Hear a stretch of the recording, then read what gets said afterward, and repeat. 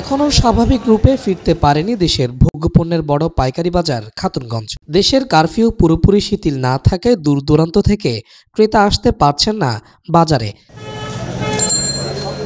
যার কারণে অনেক কাঁচা পণ্যে পচন ধরতে শুরু করেছে। এমন অবস্থায় গেল কদিনের লোকসানে হিমশিম অবস্থা আড়তদারদের। আমি বসে থাকছি, এখানে কোনো বেচা বিক্রি হয় না, কোনো করতে আসতে পারে নাই। ক্ষতি তো অবশ্যই, ক্ষতির সম্মুখীন সবাই, শুধু আমরা না, সবাই। কারণ কাঁচা মাল বিক্রি করতে না পারলে মাল নষ্ট হয়ে যাচ্ছে। তারপর আর আপনার কাস্টমার না আসলে আপনার মাল কার কাছে বিক্রি করবো, এটা অবশ্যই ক্ষতির সম্মুখীন।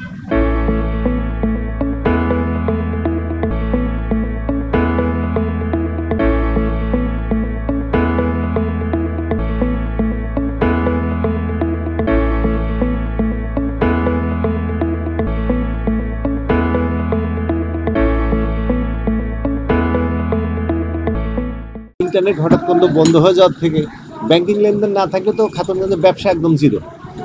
তো ওই অবস্থায় মালও কারফিউ টারফির জন্য মালে সাপ্লাই কম হয়েছে, আবার আমরা বিক্রিও করতে পারিনি, ডিস্ট্রিক্ট গাড়ি পাইনি। এই জন্য মালের দাম খুব একটা ভেরি করেনি, বরং দাম পড়েই গেছে। পেঁয়াজের দাম, রসুনের দাম, এগুলো ব্যবসায়ীরা অনেক ক্ষতিগ্রস্ত হয়েছে। আর বিশেষ করে লেনদেনের কারণে পোর্টে বেশি ক্ষতি হয়েছে। পোর্টে মালগুলো ডেলিভারি নেওয়া যায়নি, পোর্টের ড্যামারেজ দিতে আমাদের ড্যামারেজ বন্ধ হয়েছে বেশি।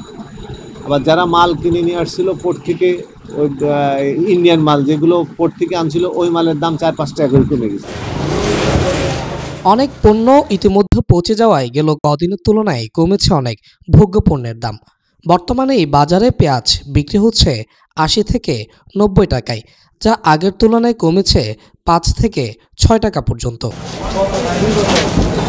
খাতুনগঞ্জে চীন থেকে আসা আদার চাহিদা সব থেকে বেশি।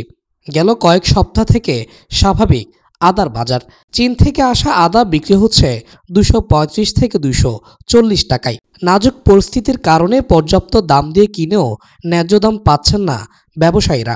করোনার সময় যেরকম ক্ষয়ক্ষতি হয়েছে, এরকম ক্ষয়ক্ষতি হয়েছে। এখানে বন্ধ সচ্ছল ছিল না। আমাদের এখানে খাদ্যমন্ত্রী মোটামুটি সচ্ছল ছিল। এখানে বাইরে সচ্ছল না থাকার কারণে এখানে লোকজন আসতে পারে নাই, এখানে আমাদের বেচা বিক্রি হয় নাই। এখন মোটামুটি স্বাভাবিক হয়েছে, এখন খরিদ্দার আসতেছে। এখন মোটামুটি তুলনামূলকভাবে বেচা বিক্রি একটু বেড়েছে, কিন্তু আগের তুলনা থেকে এখনো কম।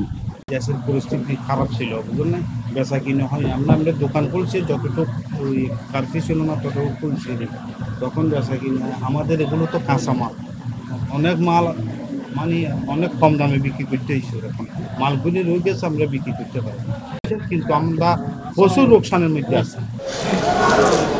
এখানকার প্রতিটি দোকানে প্রতিদিন 7 থেকে 8 লক্ষ টাকার লেনদেন হয়ে থাকে, যার কারণে টাকা জমা ও ঋণের জন্য প্রতিনিয়ত ব্যাংকের দ্বারস্থ হতে হয় ব্যবসায়ীদের। ব্যাংকিং ইন্টারনেট সেবা স্বাভাবিক না থাকায় অনেকটা বিপাকে তারা। সবাই তো ব্যাংকের উপর নির্ভরশীল। এখন তো কারফিউ হোক, বন্ধ হোক, শুক্রবার হোক, শনিবার হোক, আমাদের তো ব্যাংক ইন্টারেস্ট তো বন্ধ নাই। তো আমরা যারা ব্যাংক মালিকরা আছে, যারা ব্যাংকের শাখা ব্যবস্থাপকরা আছে, আমরা সবার কাছে আপাতত চিঠি দিব, যাতে বিগত কয়েকদিনের যে আমরা ক্ষতিগ্রস্ত খুব, যাতে আমাদের ব্যাংক ইন্টারেস্টগুলো আমাদের চাপিয়ে দেওয়া না হয়। এই কয়েকদিনের ব্যাংক ইন্টারেস্টগুলো যাতে আমাদের উপর চাপিয়ে দেওয়া না হয়, সেই জন্য আমরা ব্যাংকের শাখা ব্যবস্থাপকের মাধ্যমে আমরা ব্যাংকের হেড অফিসে যোগাযোগ করতেছি। তবে বেশ কিছুদিন ধরে বাড়তি মশলার বাজার, বিশেষ করে বেড়েছে এলাচের দাম। আগে 2800 করে এলাচ বিক্রি হলেও বর্তমানে বিক্রি হচ্ছে 3250 টাকায়। তাল মিলিয়ে বেড়েছে আরও বেশ কিছু মশলার দাম। Sajjad Hussain, media express, Chittagong.